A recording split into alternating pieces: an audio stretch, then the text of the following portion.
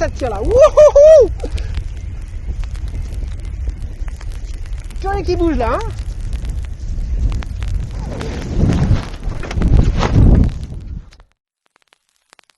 You can call me stupid. Yes, you can call me sheep. You can say I'm lazy. You can say I'm weak. You think that using her would get to me. And if you're right, then you're in trouble, D. 'Cause I won't break, no, I know I won't wait. You're in trouble, D.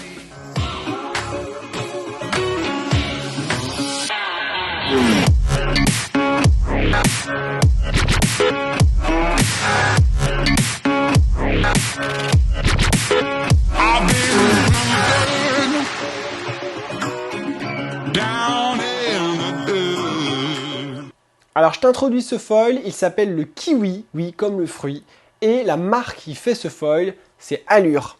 Le kiwi d'Allure. La personne qui est derrière tout ça s'appelle Martin Turbil. Et Martin, c'est un ex de chez Taroa que tu dois connaître. Cette marque de foil, elle est assez connue. Il a travaillé chez Taroa pendant longtemps, il a développé des produits là-bas. Aujourd'hui, il n'a plus rien à voir avec Taroa, mais il a monté sa propre marque de foil et il nous sort ce foil qui est made in France, full carbone avec du titane, un peu de G10 sur le tail. Et je vais te le présenter en détail ainsi que la gamme.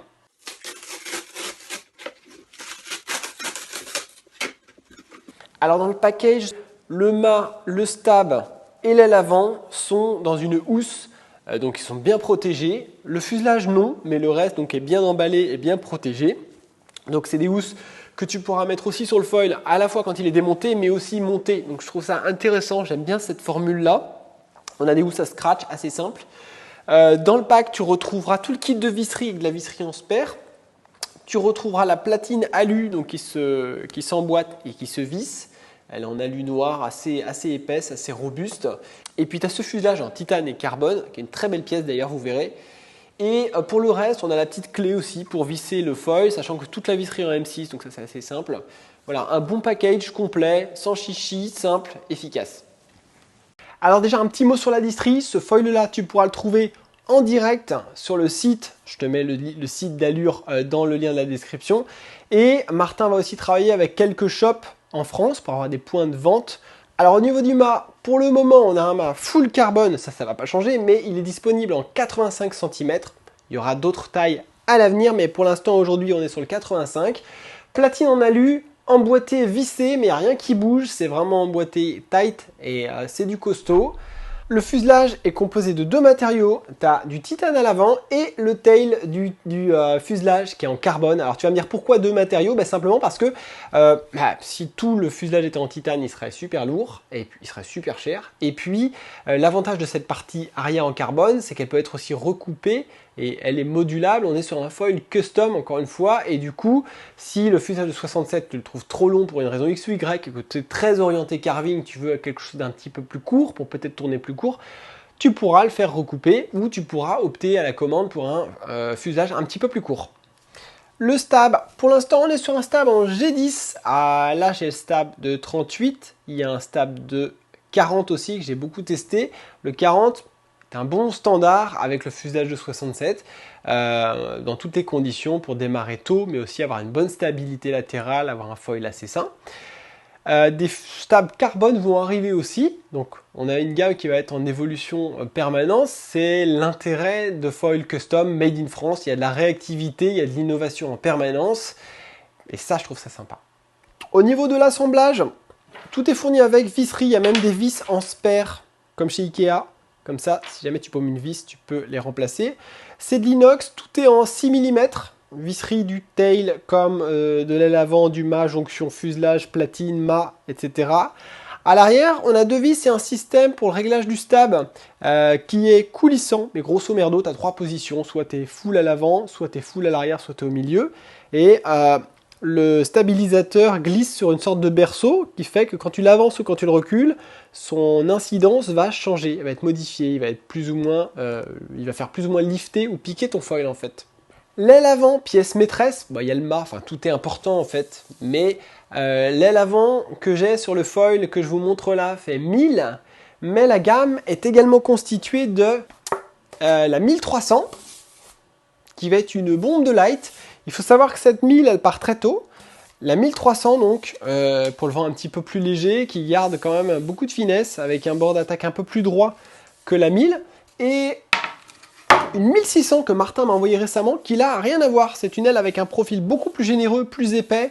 L'aile a plus de cordes, elle a encore plus d'épaisseur aux oreilles, même si toutes les ailes de la gamme ont une épaisseur assez importante au niveau des oreilles. Pas en bord de fuite, mais sur le côté, sur l'angle entre le bord d'attaque et l'oreille en fait.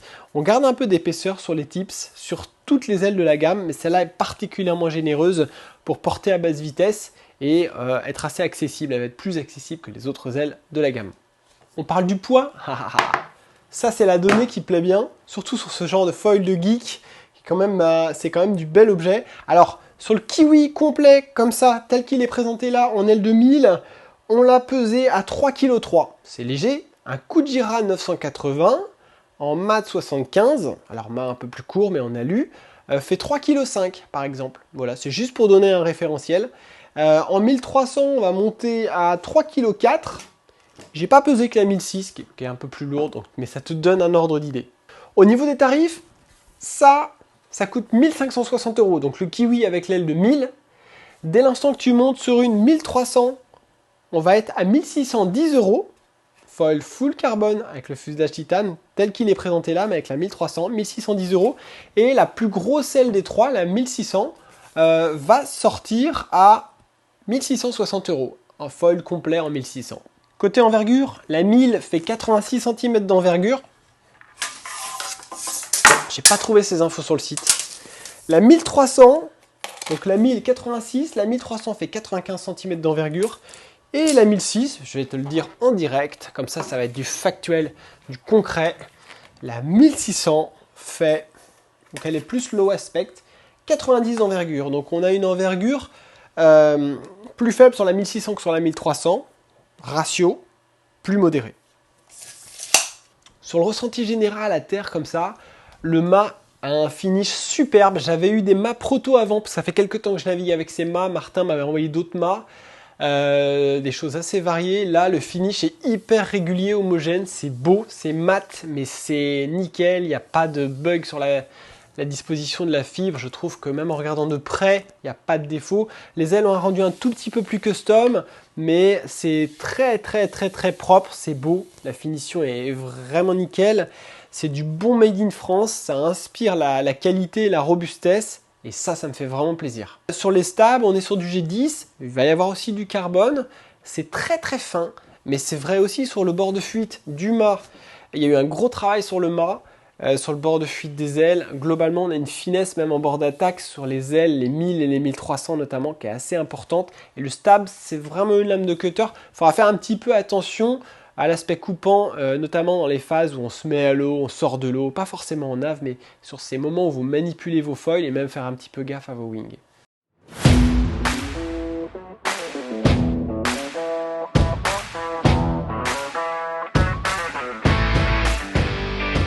Les conditions, alors j'ai principalement raidé ce foil sur une Takun Comet SW 65 litres et plus encore sur ma Normanna, mon custom 70 litres, donc la Flying Fish qui fait 70 litres pour 4.8. J'ai plus la largeur en tête, peu importe. Beaucoup de vent faible au départ quand j'ai reçu ce foil.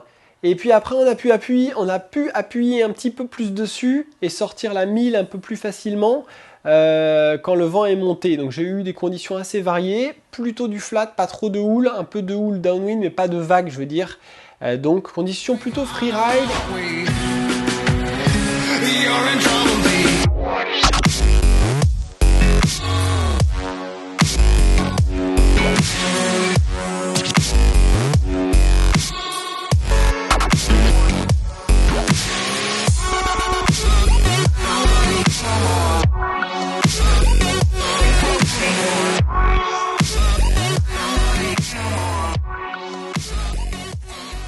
Que ce soit la 1000 ou la 1300, déjà on a une plage basse qui est décalée vers le haut. C'est-à-dire que la 1000 part vraiment tôt pour moi. J'ai trouvé que c'était une assez grosse aile finalement, elle est très manœuvrante, avec une belle glisse, la glisse d'une 1000, il n'y a pas de lézard à ce niveau-là. Mais par contre, En plage basse, quand tu commences à pomper et accélérer, il y a des foils sur lesquels si tu mules un peu dessus trop tôt avec les jambes, quand tu n'as pas assez de vitesse, ils décrochent.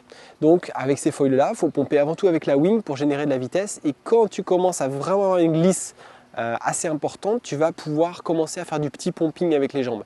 Là, ce foil fait partie des foils sur lesquels tu peux assez vite muler et l'asticoter avec les jambes pour partir en vol et pomper même à basse vitesse. Donc bonne stabilité à basse vitesse, pas mal de portance et une aile qui part tôt pour une 1000 si je prends la plus petite de la gamme du coup. J'ai l'allure en 1000, donc c'est pas très gros. Pour décoller, il va falloir compter sur une petite rafale.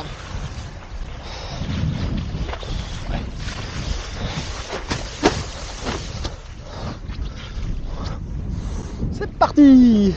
Cette 1000 pour moi, elle a la plage d'une 1002, 1003 quoi, grosso modo, sur de l'aile high aspect. Et finalement, elle est assez généreuse au niveau des oreilles. Et je me dis que le profil de l'aile fait que, peut-être c'est ce qui explique entre autres en partie qu'elle porte fort en plage basse. Donc n'hésitez pas à prendre la 1000 dans votre quiver parce que la 1000 c'est un peu l'incontournable et à mon avis c'est l'aile que tu dois avoir. Même si tu as un gros gabarit, il faut avoir cette 1000, peut-être la 1003 en complément, mais la 1000 est un incontournable.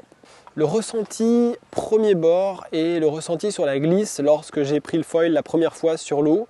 Il n'y avait pas beaucoup de vent, donc plutôt des sessions de light. Ce qui frappe, ça m'avait frappé sur le foil de Takuma, le Kujira, et ça me frappe encore aujourd'hui, c'était le silence. Mais là, on va encore plus loin. On va encore plus loin pour peut-être deux raisons. C'est que le mât est plus fin, il a un bord de fuite beaucoup plus fin, il est plus fin encore qu'un mât alu Takuma, et c'est du carbone. Et moi, ce qui me frappe vraiment dans ce foil, c'est la navigation silencieuse. Tu n'as vraiment pas un bruit dès que tu décolles, tu as juste le bruit du bord de fuite, la petite pissette, le petit jet d'eau au niveau du bord de fuite que tu entends. Donc tu entends ce petit filet d'eau, mais rien d'autre. Donc c'est une glisse qui est très pure. En termes de sensation, quand on part de rien de zéro, qu'on décolle et qu'on commence à accélérer, mais en partant d'une vitesse assez faible, on a une glisse sans frein qui est très pure, qui est très agréable, qui est très intuitive. Et le foil est vraiment facile à prendre en main. Malgré les apparences, quand tu vois le côté un petit peu rasoir des bords de fuite, du mât, des ailes et des stabs, tu pourrais croire que c'est un foil qui est un petit peu élitiste et en fin de compte, quand tu décolles pour la première fois avec, tu te rends compte qu'il est très facile. On aurait envie de le filer à un débutant sans lui dire ce qu'il a sous les pieds et lui dire vas-y, essaie de décoller. Là, il y a de la bonne claque, comme le vent est de terre. Oh, c'est cool. Puis là, le foil il tartine bien. Alors glisse et vitesse. Pour moi, dès l'instant qu'on parle d'un foil catégorisé perf, ce qui est le cas de l'allure, hein, du kiwi clairement, parce qu'on est quand même sur un profil plutôt fin. C'est un foil qui est très fin, même s'il est accessible, je le disais tout à l'heure. Pour moi, il faut que tu arrives à l'emmener à 20 nœuds assez facilement et que tu le fasses en étant confortable sur ta planche, sur ton combo. Il faut que tu sois à l'aise, quoi. Et là, clairement, du confort, j'en ai. Ça glisse sans frein. La glisse est vraiment très très smooth parce que je te disais, tu n'as pas de bruit mais tu n'as pas de vibration, tu n'as pas de mouvement parasite. Comme tu as un mât qui est hyper rigide, eh ben, tu n'as effectivement pas de flou dans les commandes, pas d'inertie dans les commandes. J'ai vu des gens débuter avec des foils qui étaient très souples et du jour où ils testaient des foils comme les Axis en mât 19, eh ben, ils comprenaient qu'en fait ça aidait vraiment d'avoir un mât rigide. Donc là, on a de la perf, on a de la rigidité et on a aussi un mât qui est très sain et un combo qui ne bouge pas et du coup pour accélérer le foil est très prévisible. J'aime bien là, je suis calé, tu vois, je peux bien me caler avec. Le vent est très light là, hein. Quand il y a des claques on sent que ça ne demande qu'à accélérer. Donc aujourd'hui là curieusement j'ai botté en 1300, je sens plus le potentiel du bazar pour torcher quoi. Ce que j'ai trouvé c'est que plus tu accélères, le mât a pas mal de cordes, plus tu accélères, plus tu vas avoir un foil qui est latéralement et assez verrouillé, ce qui donne du confort et en même temps à basse vitesse, le foil reste joueur pour les manœuvres, pour surfer, donc ça c'est plutôt pas mal. Donc une bonne glisse, un foil qui accélère assez fort, je suis monté à 20-22 nœuds, j'ai pas poussé ce foil à fond sur la partie vitesse parce que pour moi cette aile de 1000 elle est encore un peu grosse pour aller chercher vraiment les Vmax. Et pour mon gabarit, il faudrait presque une aile un petit peu plus petite. Je pense que ça viendra peut-être avec le temps. En résumé, je dirais que tu es sur de la performance accessible. C'est facile d'aller vite et c'est confortable d'aller vite avec ce foil.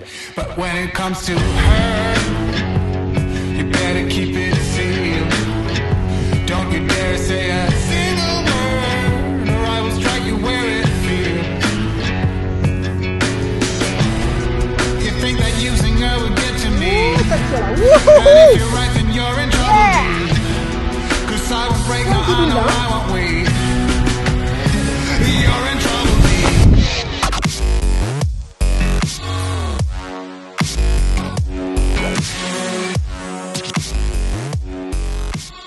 On va parler de la stabilité latérale et de la stabilité longitudinale. Alors, le mât a pas mal de cordes et effectivement, quand tu commences à accélérer, j'ai trouvé ce foil plus tanké. Alors, l'expression peut paraître négative, que des foils comme mon Axis Carbone ou les Takuma que j'ai en test, ou d'autres foils, même l'Alpine, qui a un mât finalement un peu moins large. Mais par contre, ça bouge hyper bien pour carver un peu dans les petites conditions. Quand tu vas être dans de la houle, là tu vas pas débouler à 20 nœuds quand tu vas être dans la houle pour surfer. Donc ça peut être très bien. Le mât fait 85, donc on n'a pas pu trop le tester en surfoil, c'est un peu long, mais il y a peut-être des choses plus courtes, des mâts plus courts qui arriveront après. Mais je pense qu'en surfoil aussi, tu évolues à des vitesses raisonnables, tu vas monter à 15-17 nœuds.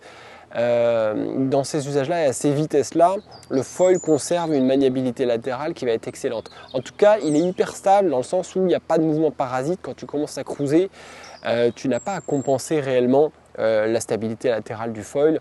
Tu es sur un rail et ça, c'est assez confortable. Tu as une belle glisse, mais c'est un foil, encore une fois, qui est vraiment facile. Alors attention, il est facile dans la configuration dans laquelle je l'ai testé. Donc on a testé plusieurs fuselages, le 67 qui est le standard, celui dont je parle, avec le stab de 40. Et j'ai aussi testé un fuselage un peu plus court et finalement moi qui aime bien les foils qui sont très joueurs, j'ai trouvé en revenant au fuselage de 67 que ce fuselage était plus confort et plus polyvalent finalement et qu'il fonctionnait très bien, qu'il n'altérait pas vraiment les propriétés et les capacités à carver du foil, même s'il faisait 2 cm de plus. J'ai préféré rider avec ce foil, j'ai trouvé que avec ce fuselage plutôt, j'ai trouvé que le foil était plus sain et plus facile à prendre en main et encore plus agréable. Voilà, idem pour les stabs, on est descendu à des petites tailles de stab jusqu'à 36, j'ai pas été grand fan du 36, mais j'ai besoin de repousser un petit peu les tests sur ce stab parce que j'avais pas forcément des réglages optimales. Et j'ai beaucoup aimé le 38 que j'utilise la plupart du temps, que je recommande à des riders un peu perf, et le 40 pour des plus gros gabarits ou ceux qui veulent gagner un petit peu plus encore en stabilité latérale ou qui veulent vraiment utiliser ce foil dans du light wind avec la 1300 par exemple. Le plus gros le mieux, ça t'amène un peu de stabilité. Tout dépend après des usages des uns et des autres. On a un foil qui monte progressivement. Tu n'as pas un excès de lift sous le pied avant comme tu peux l'avoir avec certains foils qui sont très nerveux. C'est encore une fois confort, une accélération progressive, un lift progressif. Et ce qui se produit, que j'ai trouvé un peu particulier au début, c'est qu'en fait, plus tu accélères souvent avec les foils, plus ta pression sous le pied avant augmente. Et plus tu avances vite, plus tu vas devoir transférer un peu ton poids sur l'avant de la planche, notamment quand tu es strappé, que la position de tes pieds est verrouillée sur la planche. Et là, finalement, le foil régule un peu entre guillemets dans une mesure un peu raisonnable, il régule un peu ça et on va dire que j'avais tendance à plonger un petit peu, à avoir le flotteur qui redescendait un petit peu et en fait en réglant mon stab sur les conseils de Martin avec un stab vraiment à fond sur l'arrière dans le petit berceau pour pouvoir faire lifter le foil à fond, j'ai récupéré un peu plus des sensations que j'aime bien avoir avec pas mal de pieds avant. Oh mais il n'y a pas beaucoup d'air. Super le réglage, c'est cool, j'ai du pied avant, j'aime bien, sortie de jibe. Et j'ai ravancé aussi un petit peu le foil, parce que j'ai besoin avec ce foil de le ravancer un petit peu plus que sur du Axis, du Takuma. Et effectivement c'était mieux, j'avais un appui un petit peu plus homogène. Il est relativement facile à régler et ce qui se passe c'est que les stabs ont une certaine souplesse avec le G10 et du coup plus tu appuies fort dessus, plus le stab va bouger un petit peu. Donc on attend avec impatience aussi de tester les stabs en carbone pour voir la différence en termes de perf et d'appui et voir comment ça va se passer. Je me sens plus comme à la maison là, réglé comme ça. J'ai reculé le stab à donf. Faut pas que j'ai plus de pieds avant, mais tu vois c'est sympa parce que quand je veux jiber, je trouve que je garde du pied pour pomper, je suis tranquillou. Et si tu veux, quand tu accélères, en fait, tu perds pas vraiment en confort, tu te retrouves pas complètement sur l'avant du flotteur en stress, en panique, en survie. Et ça, c'est plutôt pas mal. Donc un foil assez confortable, mais j'aimerais avoir un peu plus de raideur peut-être au niveau des stabs pour pouvoir appuyer un petit peu plus fort, avoir un feeling un tout petit peu plus direct quand tu commences à vraiment mettre le foil en pression. C'était mon ressenti perso. En testant un fuselage un petit peu plus court, le 65, j'ai pas trouvé que je gagnais nécessairement en capacité à carver. Et par contre, j'ai trouvé que je perdais un petit peu le côté sain du foil au global avec le avec le fuselage de 67. J'avais quelque chose d'un petit peu plus sur des rails et je trouvais ça assez agréable, même si j'ai pour habitude de pas trop aimer les foils trop tankés. Là, c'est juste ce qu'il fallait, mais finalement, ça fonctionnait dans un maximum de conditions, avec la 1000 comme la 1300, dans du vent soutenu comme dans du vent faible. Donc le fuselage de 67, c'est vraiment le standard. En tout cas, si je tourne dans la comparaison, je sais que jusqu'à présent, j'aimais bien le 7 axis, mon 7 axis pour faire la longue distance, pour cruiser, pour être confort ou chercher la vitesse. J'aimais plus les 7 comme Takuma chez le Kujira chez Takuma, mais plus pour surfer. Mais foil que je trouvais beaucoup moins confortable sur des grandes lignes droites pour vraiment se mettre des taquets. C'est un foil qui demande plus de concentration. Là, on a un peu le meilleur des deux. On a la glisse, une glisse assez proche de ce qu'on peut avoir avec un Kujira, mais on a cette stabilité que j'ai envie d'avoir un petit peu en latéral, ce petit plus de stabilité que j'ai envie d'avoir sans pour autant verrouiller le foil. Je vais l'avoir avec cette allure, avec ce kiwi, dans la configuration que j'ai testée en tout cas. C'est plutôt pas mal, c'est un bon compromis je trouve pour un maximum de gens qui veulent un foil perf sans se faire chier avec, sans galérer. Le cap, la remontée au vent, j'ai décidé d'ajouter l'élément remontée au vent dans mes review foils parce que je me rends compte à quel point il y a un gap entre deux foils. Un foil, ça remonte toujours bien au vent globalement, mais tu as bien remonté au vent et très très bien remonté au vent. Et là, clairement, je l'ai vu en naviguant avec d'autres personnes, quand tu commences à serrer vraiment le prêt, ce foil, il a une facilité déconcertante à t'emmener.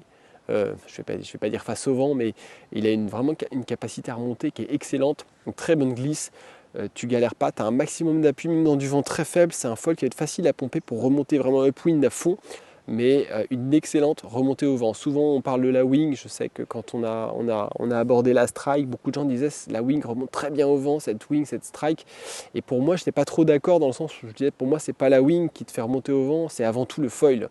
Et là clairement ce foil, il est vraiment bon pour t'emmener au vent.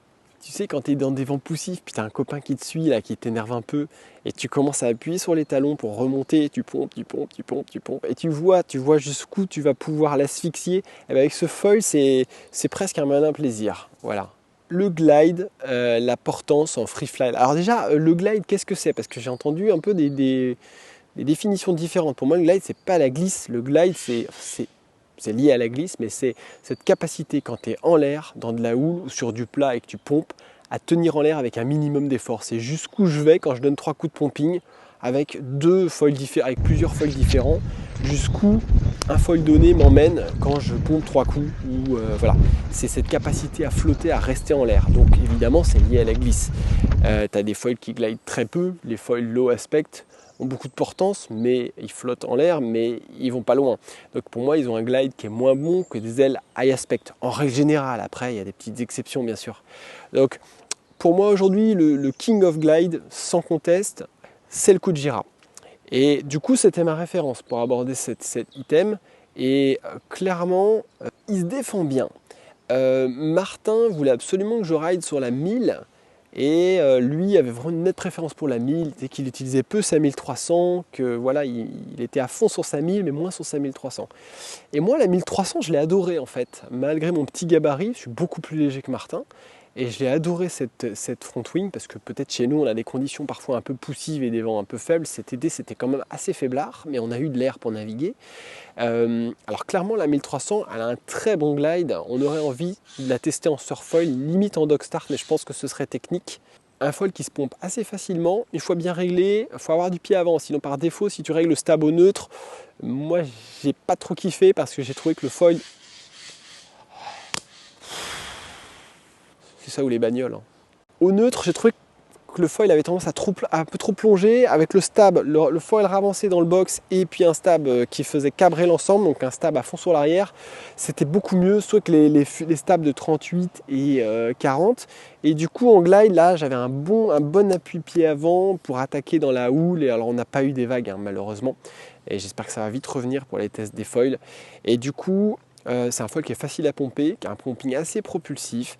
Si je devais le placer par rapport à d'autres foils, c'est mieux que du Axis HPS, parce que c'est un petit peu plus facile, un peu plus généreux en profil, mais je le trouve moins efficace qu'un Kujira pour le moment. J'ai pas trouvé d'équivalent, voilà. Alors chaque foil score sur différents tableaux, par contre il a beaucoup plus de stabilité qu'un Kujira, donc tu as des gens qui vont pas vouloir avoir un foil trop inconfortable, donc ils vont plutôt préférer ce type de foil, et ça, ils vont quand même avoir un foil qui est très joueur et qui a un bon glide. Donc après, tu places un petit peu les curseurs où tu veux en fonction de tes attentes. En tout cas en 1300 j'ai trouvé ça top. En 1000 tu glides moins longtemps en pompant qu'avec la 1003, c'est une évidence, c'est un petit peu plus fatigant, mais on a eu que de la houle, de la petite houle, voire du clapot, et c'est très honnête avec le fuselage de 67. Avec un fuselage un peu plus long ce sera encore plus facile, mais ça reste un top foil côté glide. J'ai trouvé comparativement, alors je ne vais pas parler, sur Facebook on a parlé des fantômes 940 et 840 que je n'ai pas testé, donc je ne peux pas en parler, mais je pense à un petit échange qu'on a eu il y a 2 jours là-dessus. Par rapport typiquement à du fantôme 1080, l'allure 1000 a plus de glide. Il a plus de glisse, plus de speed, plus de glide. Et si je compare par rapport au Kujira, on est un petit peu un cran en dessous de la 980. Voilà, ça donne un ordre d'idée. Après, c'est des foils qui ont des envergures assez proches et des différences de profil, donc ceci explique cela aussi. Je finis juste par les manœuvres, le côté manœuvrant du foil. Alors c'est un foil qui bouge bien, je vous le disais, surtout à basse vitesse, qui va se verrouiller un petit peu plus en latéral quand tu accélères. Et par contre, ouais, ça joue bien. Et ce qui est appréciable, mais ça c'est propre à n'importe quel foil qui a un châssis rigide, hein, cette jonction fuselage-mât, elle est quand même topissime. C'est vrai qu'il n'y a rien qui bouge, le foil est très rigide, donc tu n'as pas d'inertie dans les commandes, tu n'as pas de flou dans les manœuvres, que ce soit quand tu cherches à accélérer et aller vite, mais aussi quand tu veux faire des tacks, des jibes, que tu sois en phase d'apprentissage ou un peu plus avancé, tu as un certain confort parce que ton foil est prévisible. Et voilà, là, ça, il n'y a pas de lézard, je vous le dis. Pour ceux qui débutent et qui regardent cette vidéo, optez plutôt pour des foils rigides, même si c'est des foils un peu lourds, ça vous rendra service et ça vous permettra de progresser plus rapidement. Je sors déjà mon pied arrière du strap et je recule un peu le pied avant et là il faut basculer le pied avant. Ah, tu vois, je fais mon changement de pied, je repars en jibe.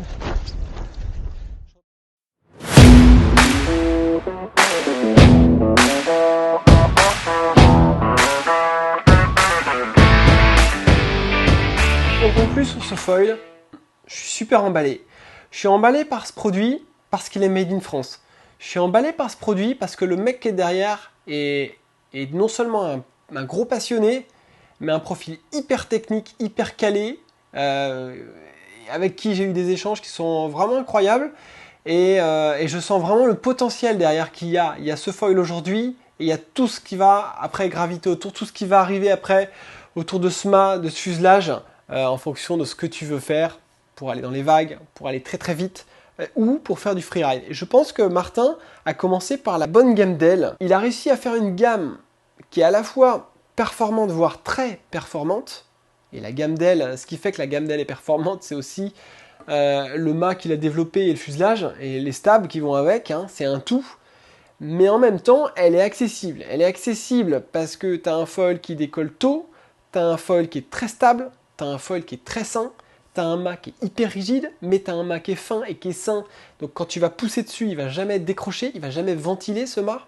Donc ça, c'est quelque chose d'énorme, que tu sois expert ou que tu sois débutant. J'ai conscience qu'un mec qui débute va peut-être pas mettre 1500 balles dans un foil full carbone, et avec cette finesse, il y a toujours le risque, quand on ne sait pas bien porter son matos, quand on sort de l'eau dans la houle, d'abîmer du matos. Ce matériel, il va être forcément plus fragile que si tu prends un foil low aspect d'une marque un peu entrée de gamme, c'est sûr. Par contre, je pense que cette gamme, elle va toucher un max de monde, et le mec qui commence à se faire plaisir en wing et passer ses jibes, qui a un petit peu de budget, qui veut un bel objet, mais qui déchire, qui marche bien sur l'eau, qui a une glisse maxi, il va pouvoir partir sur ce modèle. Et après, en termes d'évolutivité, tu as 7000, mais le gars demain, il se dit, tiens, moi j'aimerais bien avoir un fuselage un peu plus court, parce que tout compte fait, je surfe de plus en plus, j'ai pris beaucoup de niveaux cet hiver, et mon truc c'est le carving, ok, très bien. Tu peux renvoyer ton foil à Martin, ou plutôt ton fuselage, et il va pouvoir te le recustomiser. et te le raccourcir de 2 cm, où voilà, lui il sait exactement ce qu'il va falloir faire pour changer le comportement de ton foil, où il va pouvoir te vendre un autre stab un peu plus court, et le comportement de ton foil va évoluer. Donc c'est cette dimension custom aussi que je trouve super intéressante, au-delà du Made in France. On est sur un foil de série, mais customisable, et on est en direct avec une marque, et on est en direct avec le fabricant, le concepteur. Ça a quelque chose de magique. Au niveau du prix, tu as un foil qui sort à entre 1500 balles et 1600 et des brouettes. Franchement, vu la qualité et le choix des matériaux, je trouve ça très honnête. On a des foils en alu chinois qui sortent avec entre 1200 et 1700 balles, avec des front wings de qualité qui sont en carbone quand même, hein, attention.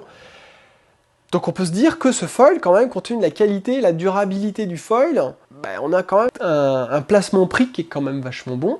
Dans les autres atouts, je retiens que j'ai un foil clé en main. J'ai pas besoin de jouer avec des cales d'ailes avant, des cales de stab, des cales de platine. Tout de suite, je l'ai branché sur ma planche de série.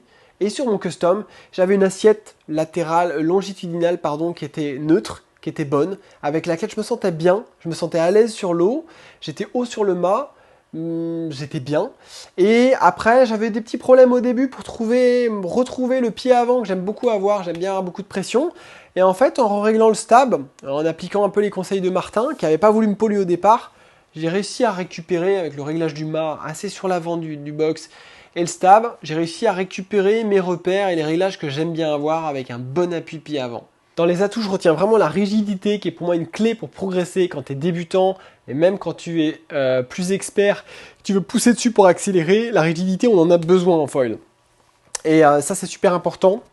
On a une bonne capacité à glider, une bonne vitesse générée au pumping. C'est un foil qui est efficace, qui a une glisse fine, et qui ne fait pas le yo-yo en navigation. On a une stabilité longitudinale qui est bonne. Alors, plus avec les gros stabs, avec les tout petits stabs que j'ai essayé, j'ai eu aussi des protons entre les mains, c'était un peu plus sport, mais avec les stabs de 380 et 400, j'ai trouvé que le foil avait un très bon comportement, surtout quand on venait un peu faire lifter le foil en calant les stabilisateurs plutôt dans la partie arrière du logement du fuselage. Pour le poids, on a un foil qui est assez léger, ce qui va être agréable si tu veux commencer à jumper. On a un foil qui est robuste au niveau de la jonction mât, fuselage, platine. Donc c'est des foils avec lesquels, à mon avis, on va pouvoir attaquer. Apparemment, Martin a pas mal poussé dessus. Et avec des proches, ils n'ont pas réussi pour l'instant à les péter. Donc on a des foils qui ont l'air assez robustes. Si je compare par exemple avec les Axis HPS, je me sens beaucoup plus d'aller attaquer en jump avec ce foil qu'avec mon Axis Carbone avec les ailes HPS. Clairement. Dans le top, sur la finition, tu as un super produit. Les housses sont livrées avec l'aile avant, stab, fuselage avec le mât. C'est super bien fini et protégé. Beaucoup de constructeurs devraient en prendre de la graine parce que ça, protéger un matos qui coûte cher et qui est super fragile, c'est vraiment indispensable pour moi. Dans les bémols, je dirais qu'il faut faire un petit peu attention à ce foil qui, pour le moment, est relativement tranchant, mais encore une fois, quand je vois les bords de fuite de foils comme ce qu'il y a chez Alpine ou même chez Axis, on a des foils qui ne sont pas coupants mais qui sont fins. Et c'est un paramètre qui fait partie des nombreux paramètres, des critères que Martin peut affiner en production. On peut sécuriser un tout petit peu ces foils sans en faire des patates pour autant. Mais c'est ce qui fait aussi que la glisse du foil est magique. Bon, je voulais remercier Martin qui a été vraiment au top, qui m'a permis de tester plein de choses, qui a été vachement à l'écoute sur les feedbacks, tout ça, et c'est quelqu'un avec qui j'apprends beaucoup de choses, il y a beaucoup d'échanges, donc vraiment au top, et j'ai pu découvrir à travers sa marque, j'ai découvert un foil, mais j'ai aussi découvert un peu la philosophie qu'il y avait derrière la marque. C'est super de pouvoir suivre une marque qui fabrique en France et qui est vraiment dans les détails. N'hésitez pas à prendre contact avec Martin pour avoir des infos sur ses foils. Il va mettre tous les ingrédients dans la marmite pour vous sortir le foil qui colle complètement à votre gabarit et votre style de pratique et vos attentes. Et n'hésitez pas à aller aussi sur le forum, il y a plein de choses super intéressantes, il y a des feedbacks de personnes qui utilisent déjà l'allure depuis quelques temps. Donc ça c'est cool d'aller voir ça. En attendant, si ce n'est pas déjà fait, abonnez-vous à la chaîne, il y a d'autres contenus qui arrivent, d'autres reviews matos. Et il y aura aussi des tutos, parce qu'on n'en a pas fait beaucoup ces temps-ci. Je vous dis à plus, c'était Adou, bye bye.